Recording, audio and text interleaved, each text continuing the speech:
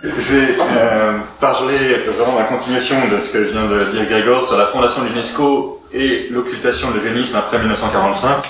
L'occultation d'ailleurs très paradoxale parce que c'est une occultation-manifestation. Tout d'abord pour fixer un peu tout ça dans le temps, l'UNESCO, vous le savez, a été fondée le 16 novembre 1945 dans le contexte de la création des divers organismes des Nations Unies, avec une ambition très claire d'opposer les droits de l'homme au national-socialisme récemment vaincu. Problème, dès le début, constitutif, parmi les vainqueurs figure un certain nombre de personnes favorables à un certain nombre de principes du national-socialisme vaincu. Alors, ce qui est le plus visible, le plus massif, si je puis dire, c'est que parmi les vainqueurs les plus imposants, il y a l'Union soviétique, marxiste-léniniste, qui est tout aussi totalitaire évidemment que le national-socialiste, ça vous le savez, mais qui est surtout tout aussi matérialiste, évolutionniste et darwiniste que le Troisième Reich. Et puis, en moins visible, mais tout aussi présent, figure parmi les vainqueurs le libéralisme anglo-saxon qui a énormément promu l'eugénisme dans les années d'avant-guerre. Et donc ça entraîne pour nous, pour le sujet qui nous occupe pendant toute cette journée d'études, une attitude de l'UNESCO qui est très ambiguë, qui est tout à la fois de rejet et de promotion. Je sais bien que le « en même temps » est à la mode, mais donc là c'est en même temps rejet de l'eugénisme et promotion de l'eugénisme, et vraiment d'un même mouvement. Ce qui est très troublant pour le lecteur vaguement rationnel que vous et moi pouvons être. C'est extrêmement déconcertant parce que vous avez un grand nombre de textes qui disent l'abomination de la désolation c'est l'eugénisme et qui promeuvent l'eugénisme dans le même texte. C'est pas des équipes différentes, c'est les mêmes. Et donc c'est très troublant.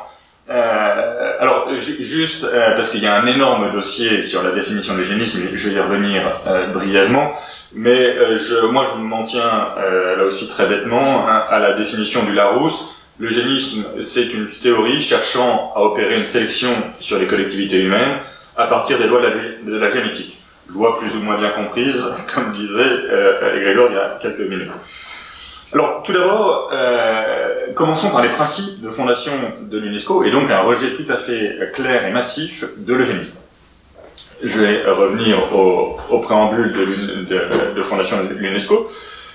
Les gouvernements des États partis à la présente convention, au nom de leur peuple, déclarent 1. Que les guerres prennent naissance dans l'esprit des hommes, c'est dans l'esprit des hommes que doivent être élevées les défenses de la paix. 2. Que l'incompréhension mutuelle des peuples a toujours été au cours de l'histoire à l'origine de la suspicion et la méfiance entre nations par où leurs désaccords ont trop souvent dégénéré en guerre. Que la grande et terrible guerre qui vient de finir a été rendue possible... Attends, écoute bien. Que la grande et terrible guerre qui vient de finir a été rendue possible par le reniement de l'idéal démocratique de dignité, d'égalité et de respect de la personne humaine, et par la volonté de lui substituer, en exploitant l'ignorance et le préjugé, le dogme de l'inégalité des races et des hommes. 4. Que la dignité de l'homme exigeant la diffusion de la culture et l'éducation de tous en vue de la justice, de la liberté et de la paix, il y a pour toutes les nations des devoirs sacrés à remplir dans un esprit de mutuelle assistance, j'insiste pas sur la suite. Pour tous ces motifs, les États signataires de cette convention, résolus à assurer à tous le plein et égal accès à l'éducation, la libre poursuite de la vérité objective et le libre échange des idées et des connaissances, décident de développer et de multiplier les relations entre leurs peuples en vue de se mieux comprendre et d'acquérir une connaissance plus précise et plus vraie de leurs coutumes respectives, en conséquence ils créent, etc. Donc, ce qu'il faut retenir de mon point de vue principalement, c'est ce point central. Nous réagissons à la grande et terrible guerre qui vient de prendre fin en promouvant les principes donc d'idéal démocratique, de dignité, d'égalité et de respect de la personne humaine. Et donc, vous ne pouvez pas dire plus clairement que vous rejetez radicalement les principes nationaux socialistes, en particulier d'inégalité des races et des hommes. Et ça n'est pas qu'un principe programmatique, c'est un principe qui est annoncé, réaffirmé à plusieurs reprises dans l'histoire de l'UNESCO. J'en prends juste un exemple. Vous savez qu'un des enjeux importants des Nations Unies dans les années 50 à 70 a été l'affrontement entre diverses visions du monde et de l'homme, et notamment entre la vision soviétique et la vision américaine. Et en particulier, j'ai découvert ça dans une thèse sur l'histoire de l'UNESCO qui raconte cette anecdote assez savoureuse. 56e session du Conseil exécutif de l'UNESCO en avril 60. L'URSS et la Pologne, cherchez d'où ça vient, demandent l'organisation d'une nouvelle conférence internationale d'organisation d'enseignants et de jeunesse pour, citation, promouvoir l'éducation dans l'esprit de la compréhension internationale et pour lutter contre le fait que, de nouveau citation, le système éducatif d'un grand nombre de pays, là aussi chercher la cible, inculque sous une forme ou sous une autre des idées de méfiance et d'hostilité envers les autres nations, ainsi que des idées d'inégalité raciale, de nazisme, l'esprit de revanche et le culte du pouvoir. Et la doctorante dit, cette proposition de résolution vise nommément les États-Unis, la République fédérale allemande et l'Afrique du Sud. Et naturellement, elle a été rejetée.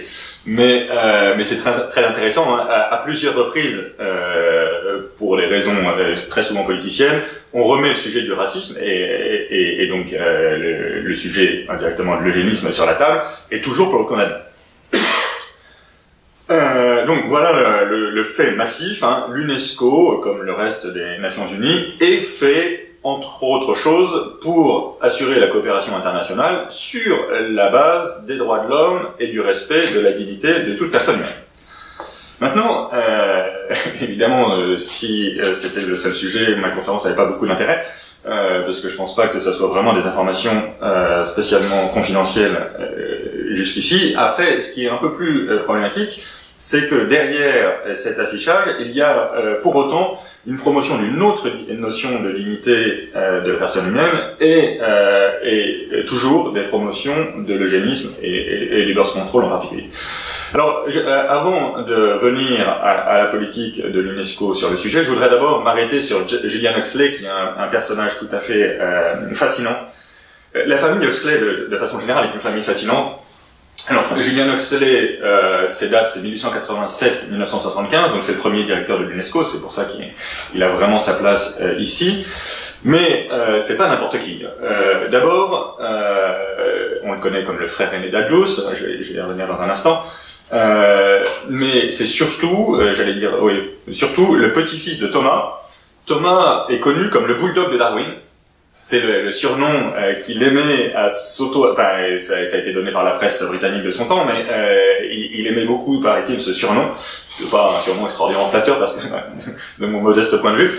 Mais et pourquoi est-ce qu'on l'appelle le bulldog de Darwin? Pour plusieurs raisons. D'abord, il a beaucoup aidé à l'édition des œuvres de Darwin.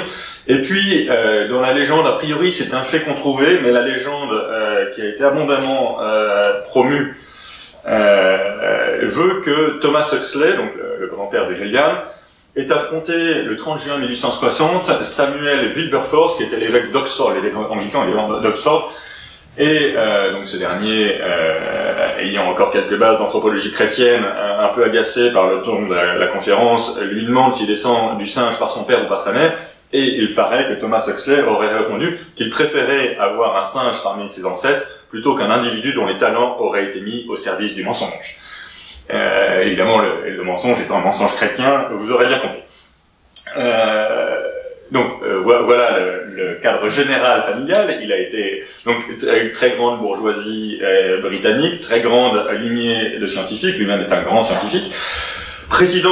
Vice-président de la Société eugénique britannique dans les années 30 et 40, devient président de la Société eugénique britannique en 1960. Très lié au darwinisme, il a beaucoup produit d'œuvres de vulgarisation du darwinisme, secrétaire de la Zoological Society en 1935, membre fondateur, c'est pas inintéressant non plus, du WWF en 1961, membre fondateur. Et alors, évidemment, ce qui nous intéresse dans le cadre de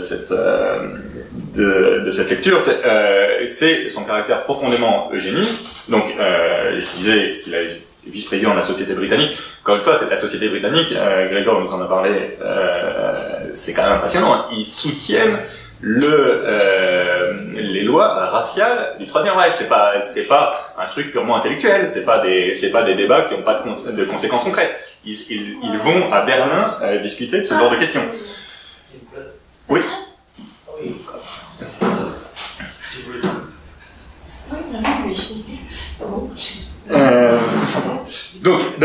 en 1941, alors que la guerre bat son plein, il écrit ceci: une fois pleinement saisi les conséquences qu'implique la biologie évolutionnelle, l'eugénique deviendra inévitablement, et c'est très frappant, inévitablement, on les a partout, inexorablement, ça ne peut pas éviter d'arriver. Ils ont, c'est vraiment un sens de l'histoire matérialiste qui est très frappant, deviendra inévitablement une partie intégrante de la religion de l'avenir, ou du complexe de sentiments, parce que pour eux c'est la même chose, quel qu'il soit, qui pourra dans l'avenir prendre la place de la religion organisée.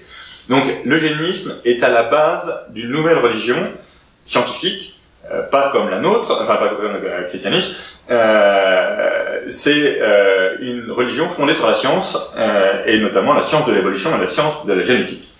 Mais donc ça, j'allais dire, à la rigueur, avant 1945, c'est des discours qu'on s'attend à trouver chez ce genre de personnes. Après, c'est plus amusant.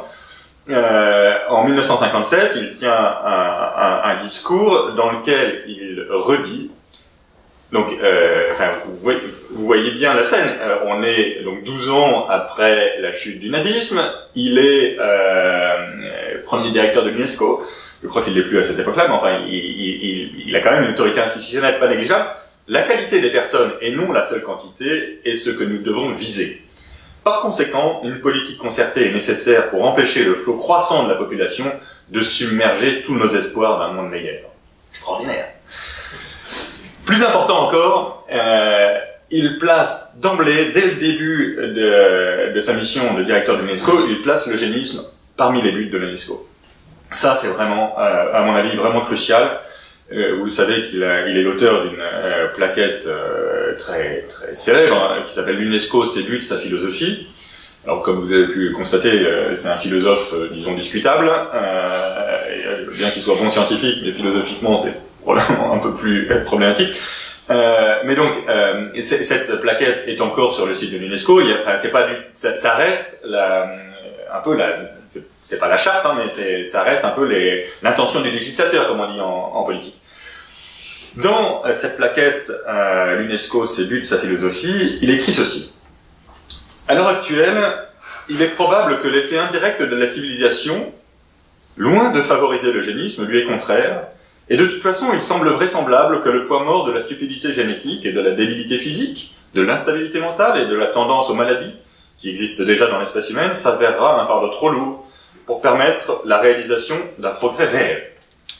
Ainsi, bien qu'il soit indéniable que tout programme radical d'eugénisme sera politiquement et psychologiquement impossible pendant de nombreuses années encore, il est extrêmement important pour l'UNESCO de s'assurer que le problème eugénique soit étudié avec le plus grand soin et que l'opinion publique soit informée de tout ce qu'il met en jeu, de manière que ce qui est maintenant inconcevable puisse au moins devenir concevable. La mission de l'UNESCO consiste à mettre les idées eugéniques sur la table pour laisser le choix aux populations bientôt. Et vous voyez comment ça se renvoie la balle entre les activistes du birth control d'un côté et les intellectuels ou les institutionnels de l'autre. C'est assez fascinant aussi, ce jeu de pouvoir qui va toujours dans le même sens, mais qui donne l'impression d'un libre débat.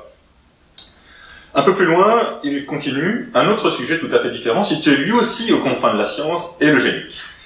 L'eugénique n'a cessé d'être à la limite du scientifique et de l'antiscientifique. Constamment en danger de devenir une pseudo-science, là vous voyez bien à qui il fait référence, le nazisme évidemment, fondée sur des idées politiques préconçues ou sur l'affirmation d'une supériorité et d'une infériorité de race ou de classe, il est cependant essentiel de faire entrer l'eugénique entièrement dans le domaine de la science. Car dans un avenir assez proche, le problème de l'amélioration de la qualité moyenne des êtres humains deviendra vraisemblablement urgent, et l'on ne pourra le résoudre qu'en appliquant les découvertes d'un eugénisme vraiment scientifique. Encore une fois, il faut écouter non seulement les mots, mais écouter d'où ils sont dits. C'est le premier directeur de l'UNESCO qui réfléchit à sa mission. Et donc vous voyez là-dedans quelques grands principes, un scientisme très militant, la science va remplacer la religion et la politique à brève échéance, un matérialisme tout aussi militant, la nouvelle religion sera scientifique basée sur la matière, et un évolutionnisme, darwiniste essentiellement, très clair. Dès le début, dès la naissance de l'UNESCO, c'est la place d'un affrontement assez dur, et qui n'a jamais cessé depuis, hein, mais sauf que la voix catholique est de moins en moins audible, mais elle n'a jamais cessé d'exister quand même. Donc, dès le début, il y a la réponse catholique, et en l'occurrence la réponse de Jacques Maritain. Vous savez que Jacques Maritain donc, est un des grands noms d'abord de la philosophie catholique, un des grands noms de la résistance intellectuelle et spirituelle au nazisme. Il a passé toute la guerre aux États-Unis à lutter publiquement, notamment à la radio, contre le national-socialisme. Ça avait été un des grands noms de l'antifascisme dans les années 30, mais évidemment il n'a pas arrêté avec la guerre. Et en remerciement de son attitude et par ailleurs pour essayer de rabibocher, si je puis dire, l'Église catholique de France avec la résistance, le général de Gaulle l'a nommé ambassadeur de France près Saint-Siège.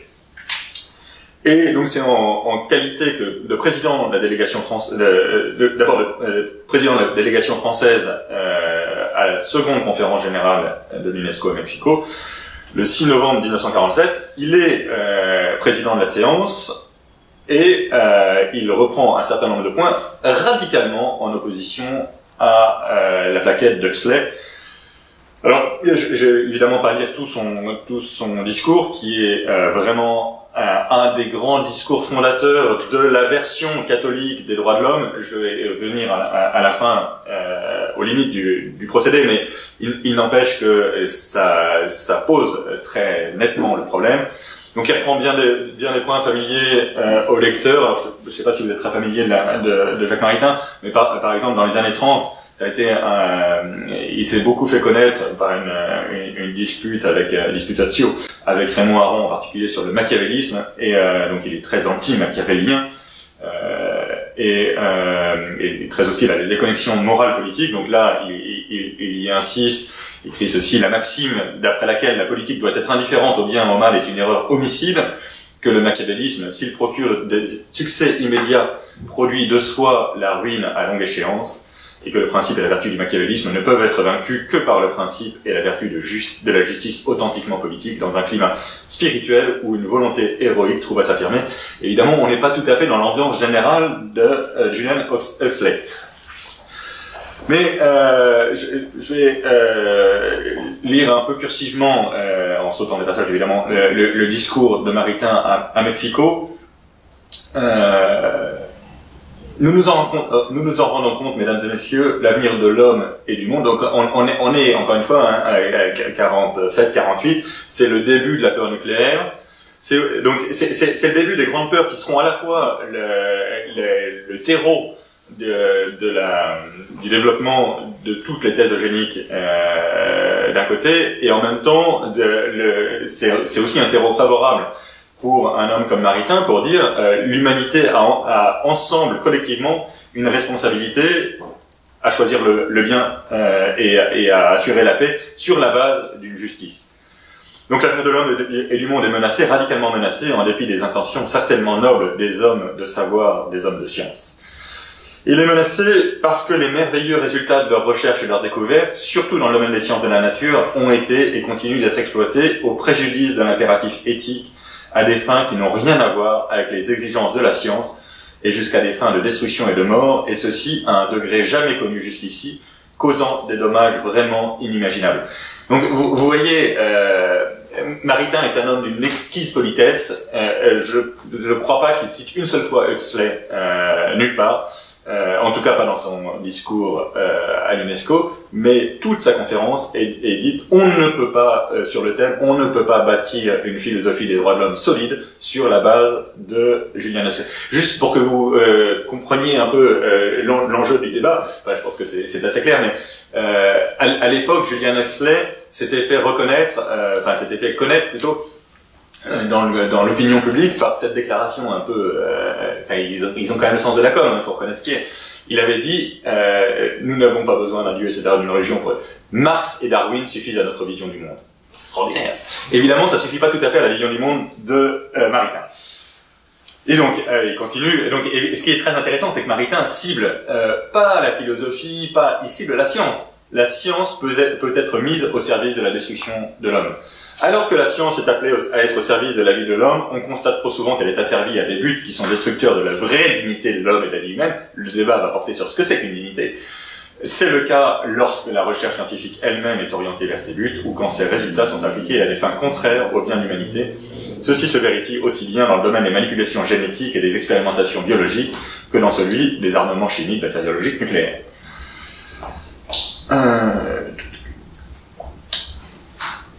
Et un peu plus loin, il va peut-être encore plus loin. Le troisième problème dans la conscience de chacun d'entre nous éprouve l'urgence est celui de la valeur humaine et de l'usage humain de la science et de la technique.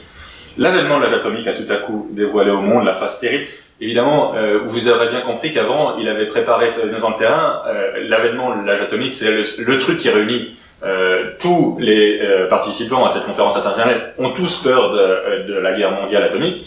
Mais en parlant d'expérimentation génétique, il fait évidemment très clairement référence au Troisième Reich et beaucoup plus subtilement à l'eugénisme de Julian Huxley.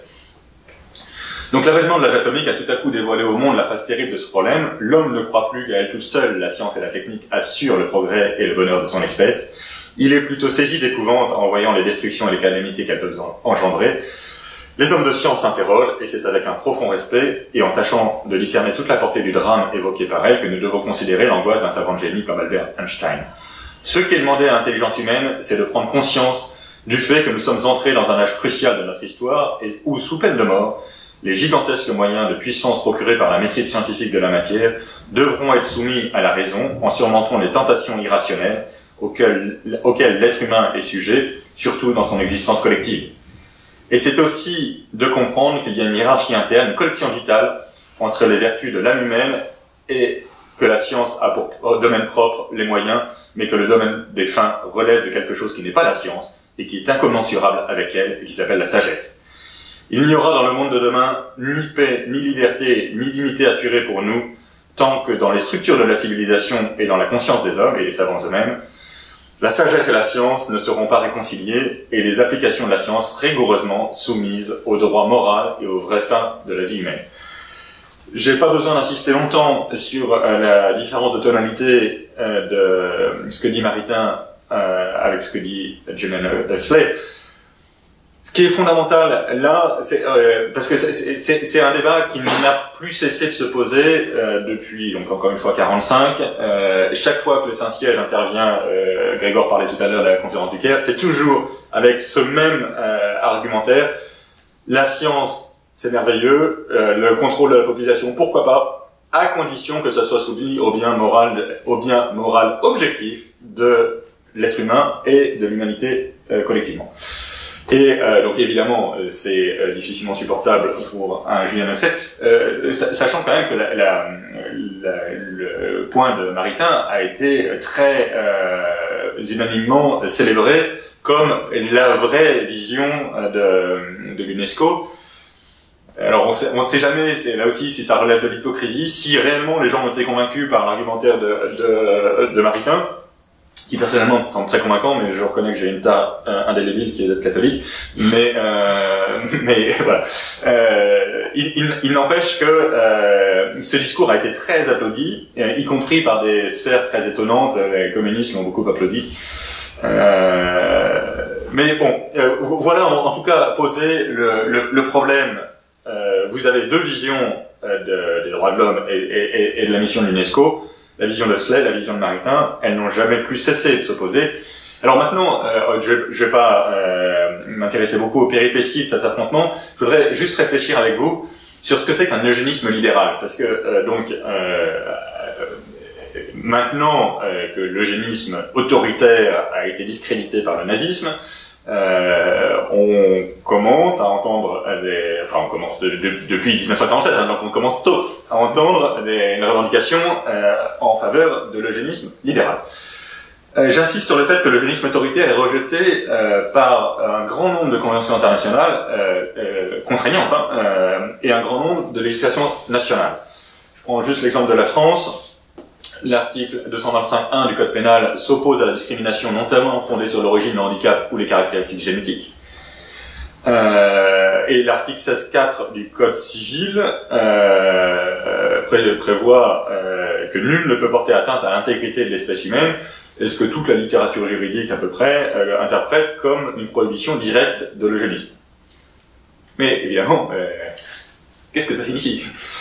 Parce que il y a depuis, encore une fois, 1947, d'immensément nombreuses tentatives de dissocier le fait du mot.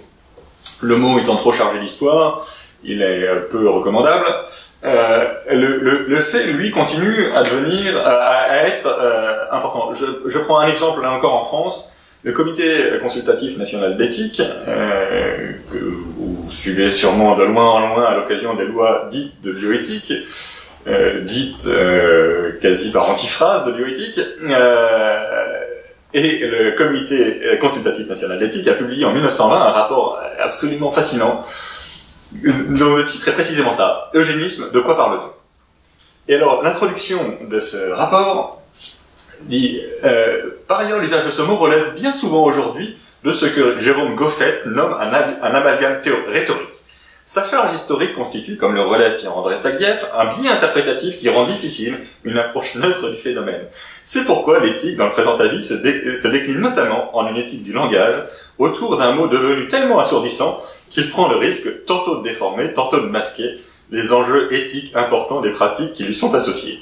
En posant la question « l'eugénisme, de quoi parle-t-on ?», le CCNE entend revenir à un usage juste des mots qui rouvre une réflexion nécessaire et permet, au lieu d'une impasse, d'emprunter un chemin historique contemporain et prospectif en interrogeant les ruptures et les continuités entre ces trois temps, enfin c'est les temps historiques de l'eugénisme. Alors évidemment, si vous êtes un sale gosse comme moi, ça ne peut pas manquer de susciter l'hilarité, parce que quand vous dites... Il y a peut-être un biais interprétatif quand on parle de nazisme. Du oui, de fait, il y a un petit biais interprétatif. Globalement, on est plutôt contre. Donc, c'est fascinant quand même comme façon de présenter les choses. Et alors, un peu plus loin, le rapport vient au cœur du sujet.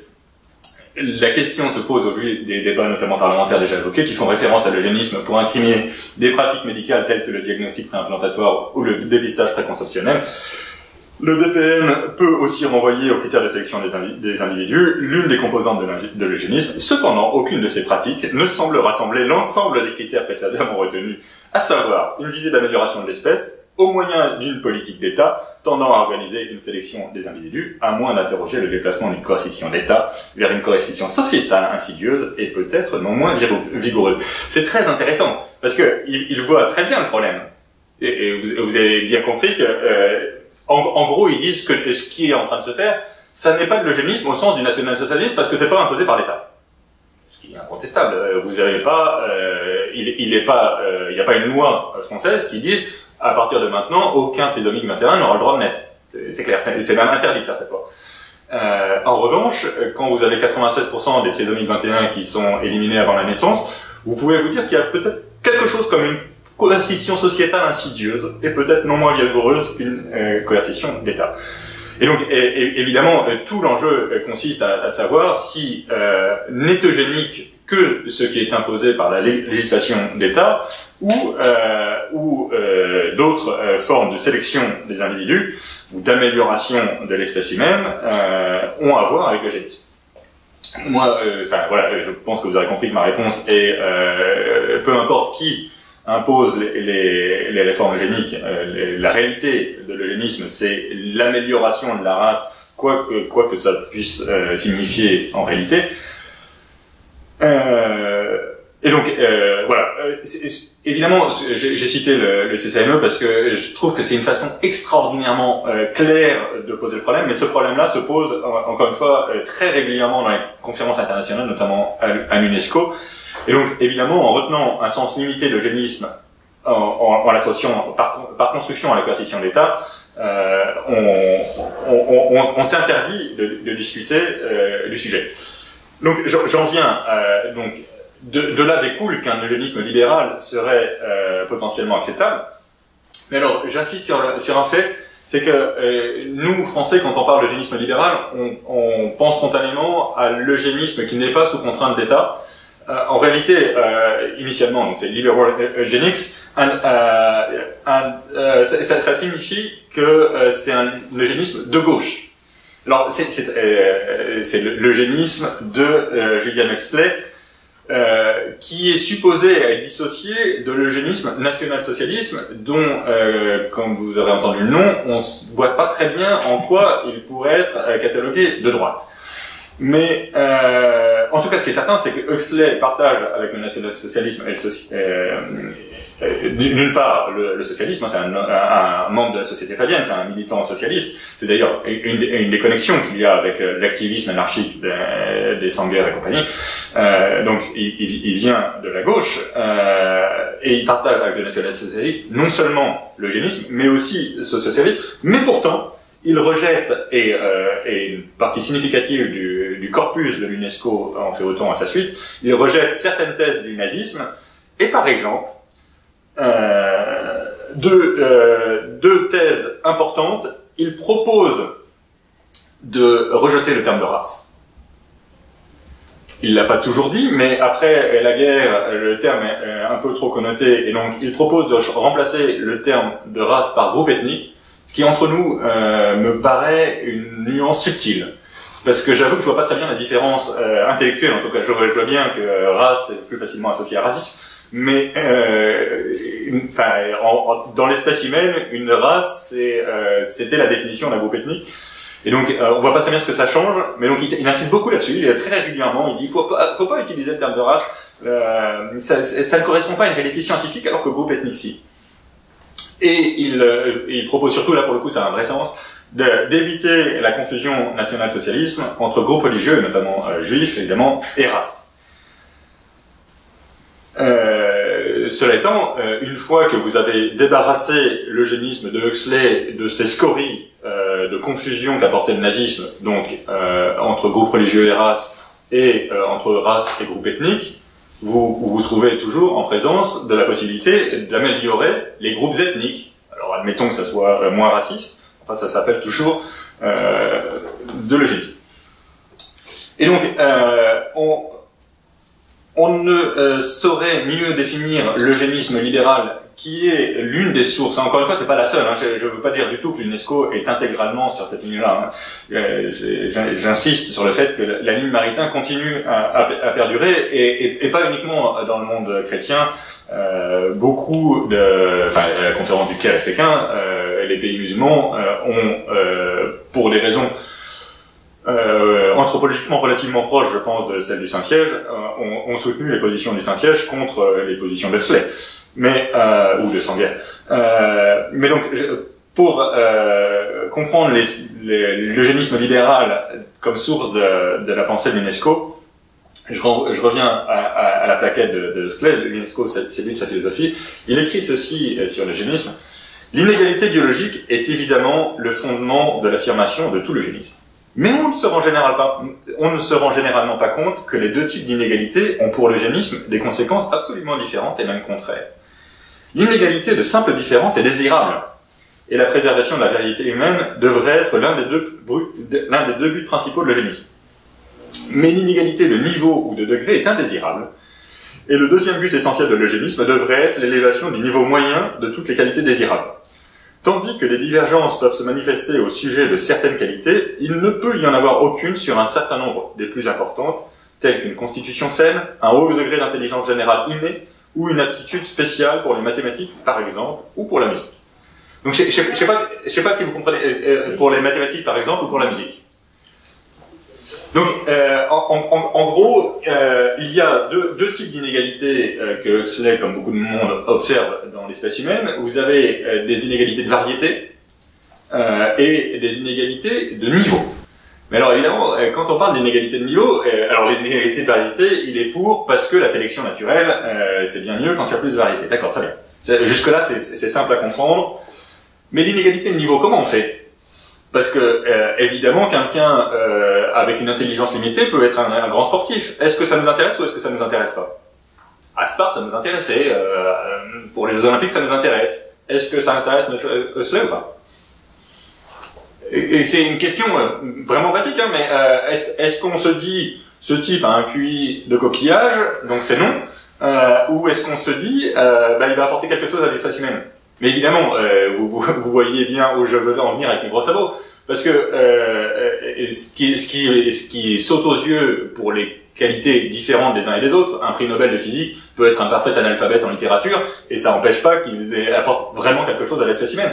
Donc, donc évidemment, avec mes gros sabots, j'en viens au trisomique 21. Est-ce qu'il apporte ou pas quelque chose à l'espèce humaine? Une partie des parents qui acceptent d'avoir des trisomiques 21 disent oui, il a apporté beaucoup plus d'amour dans toute la famille que tous les autres enfants réunis. Ça arrive souvent ce genre de discours. Hein. Alors, je ne dis pas que l'amour est utile à l'espèce humaine. Hein. Je dis simplement que c'est un discours qui mérite au moins d'être entendu. Et alors, donc voilà ce que c'est que l'eugénisme libéral, qui est quand même d'un libéralisme, libéralisme philosophique tout à fait militant, mais pas très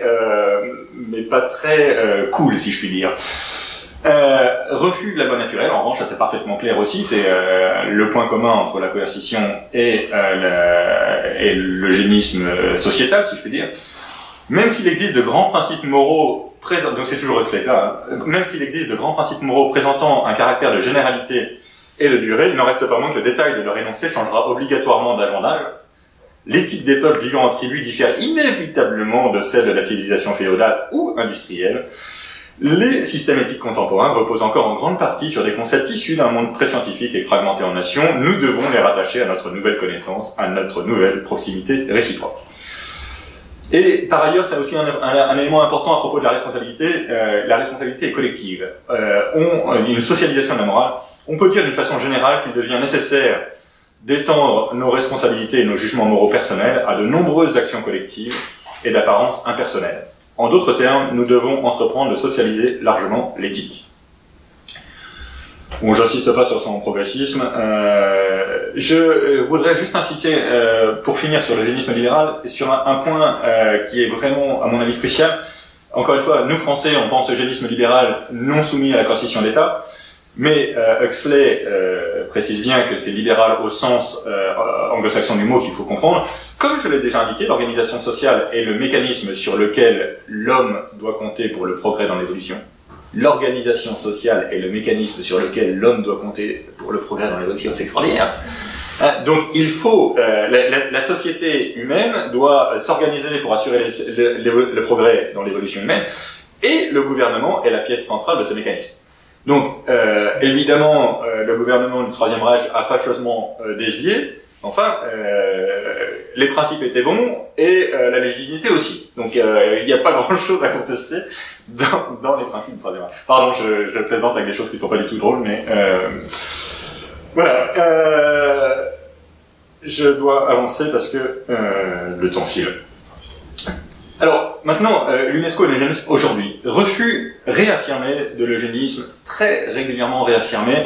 J'en prends juste un exemple relativement récent. Le courrier de l'UNESCO de septembre 1999 répondait manifestement à une loi de bioéthique française et comportait un dossier intitulé très clairement, très nettement, Bioéthique, la tentation de l'enfant parfait. Et vous vous dites, on va trouver de la littérature anti-eugénique primaire, genre Cato.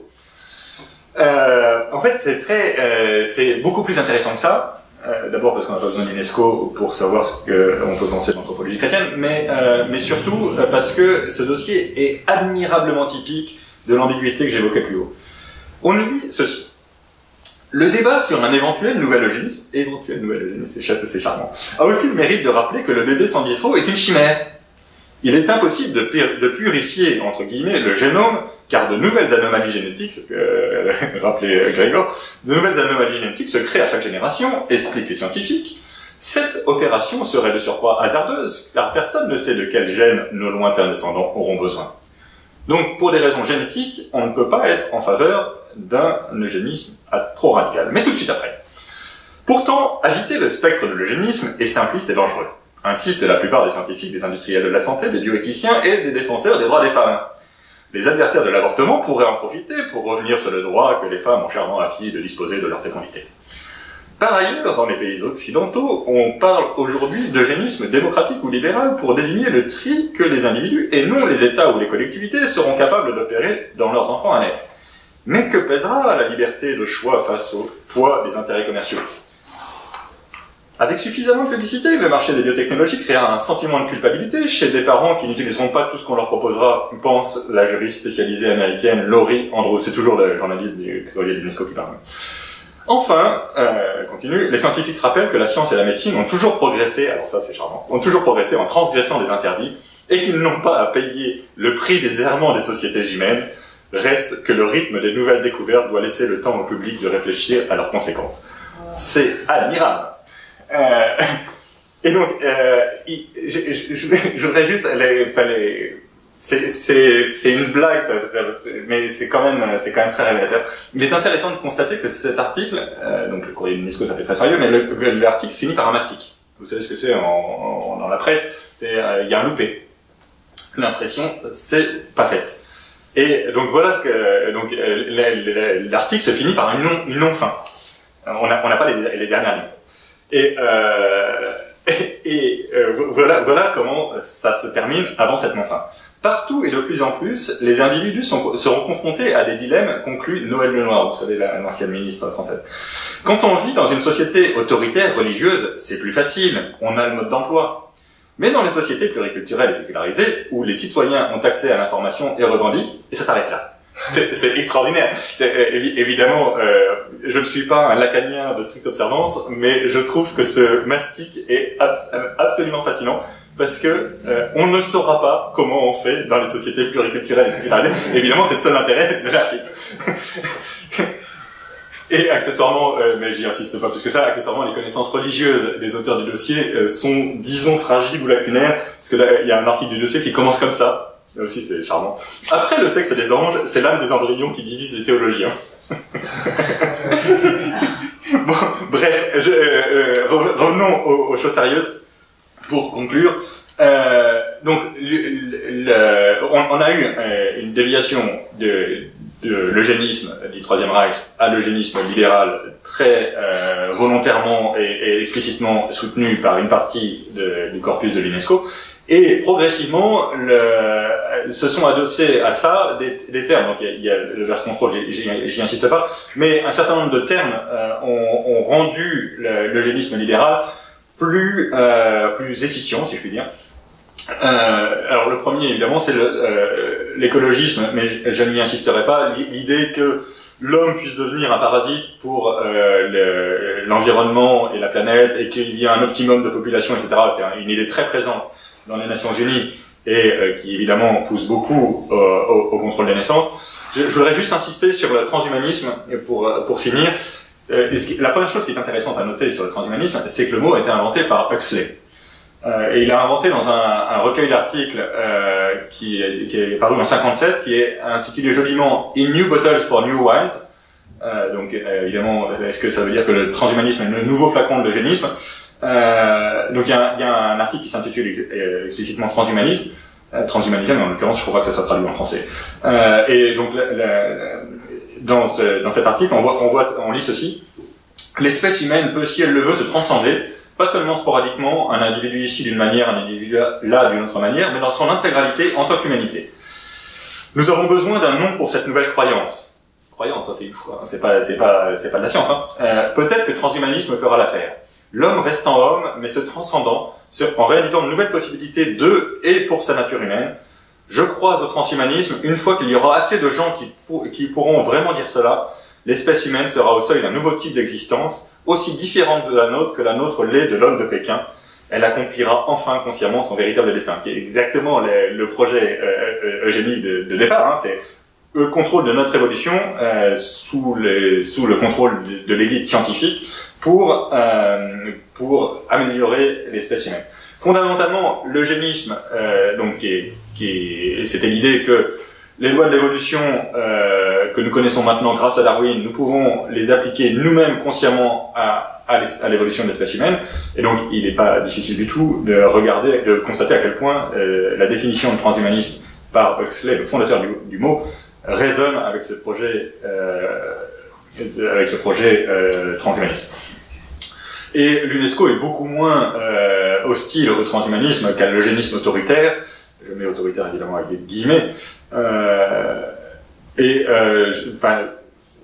J'insiste pas. Il y a beaucoup de rapports de l'UNESCO sur le transhumanisme.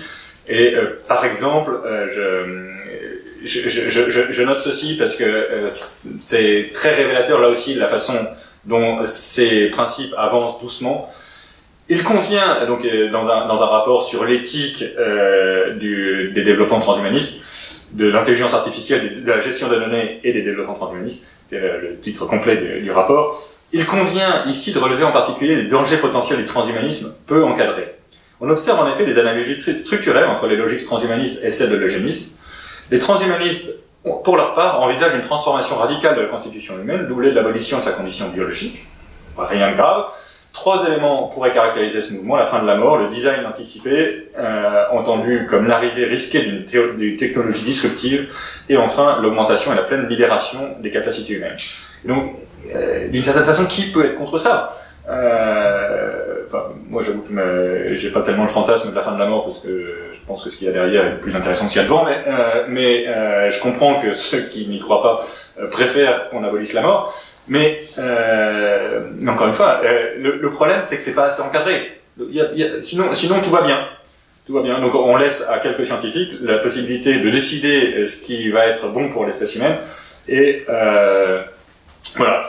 Je termine juste en conclusion sur les papes et l'UNESCO. Vous savez qu'en particulier Jean-Paul II a fait un discours remarqué à l'UNESCO en juin 80 quand il était venu à Paris. Et vous allez entendre, ça résonne beaucoup avec Maritain, évidemment avec ses qualités différentes des uns et des autres, mais nous nous en rendons compte, mesdames et messieurs, l'avenir de l'homme et du monde est menacé, radicalement menacé, en dépit des intentions certainement nobles des hommes de savoir et des hommes de science. C'est rigoureusement Maritain. Et alors que la science est appelée à être au service de la vie de l'homme, on constate trop souvent qu'elle est asservie à des buts qui sont destructeurs de la vraie dignité de l'homme et de la vie humaine. Et pour moi, le cœur du sujet, c'est la notion de dignité de l'homme. Vous avez 2 visions de la dignité de l'homme, comme 2 visions des droits humains, et c'est là que personnellement je m'écarte un peu et de Maritain et de Jean-Paul II, parce qu'en liant trop fortement l'anthropologie chrétienne à la pensée des droits de l'homme, on risque quelque chose. Donc je vois très bien l'intérêt, évidemment, c'est pas du tout pour critiquer ça. Maritain aurait été inaudible en parlant de saint Thomas à la conférence de l'UNESCO, évidemment. Mais si on dit que les droits de l'homme ne sont que ce qu'on entend parfois, ne sont que la nouvelle version de, par exemple, la loi naturelle ou l'anthropologie chrétienne, matériellement, ça recouvre effectivement à peu près la même chose que la loi naturelle. Mais formellement, c'est très différent. Parce que la loi naturelle renvoie à une nature humaine objective que nous recevons et que nous ne nous donnons pas nous-mêmes, à l'inverse des droits de l'homme qui sont constructivistes, par construction si je puis dire, et soumis à la versatilité d'une majorité parlementaire. Et donc si la majorité parlementaire décide que, par exemple, les vieillards, c'est une vie qui est insupportable pour eux, et donc il faut leur donner la mort miséricordieuse, qui s'appelait en allemand Gnade Tod, et qui a donné les résultats qu'on sait, et qui pourrait s'appeler toujours en français la mort miséricordieuse, et qui pourrait donner les résultats qu'on imagine facilement, qu'on voit déjà en Belgique, et qu'on imagine facilement prochainement en France. Évidemment, c'est pas du tout la même chose de parler de dignité en ce sens-là, ou de dire que toute vie humaine est digne parce que elle a une destinée surnaturelle, elle est créature de l'homme, créature de Dieu, pardon, et le lapsus n'a rien de révélateur. Elle est créature de Dieu et a une destinée surnaturelle. Et donc évidemment, si vous liez trop étroitement le discours de résistance à cet eugénisme des Nations Unies et de l'UNESCO en particulier à la pensée des droits de l'homme, vous risquez tôt ou tard d'être emporté par la vague des droits de l'homme, parce que les nouveaux droits de l'homme dont on parle aujourd'hui, c'est les droits transhumains. Et évidemment, il n'y a pas beaucoup d'imagination à avoir pour se douter que ces nouveaux droits de l'homme pourront devenir assez violemment mortifères, au moins contre certains humains. Voilà. Donc, en tout cas, je suis pas certain que ces nouveaux droits de l'homme puissent empêcher durablement l'eugénisme de poursuivre guerriardement une nouvelle carrière. Et il est douteux que cette carrière soit une bonne nouvelle pour l'humanité réellement existante, à défaut de l'humanité dont nous rêvons dans nos utopies. Merci.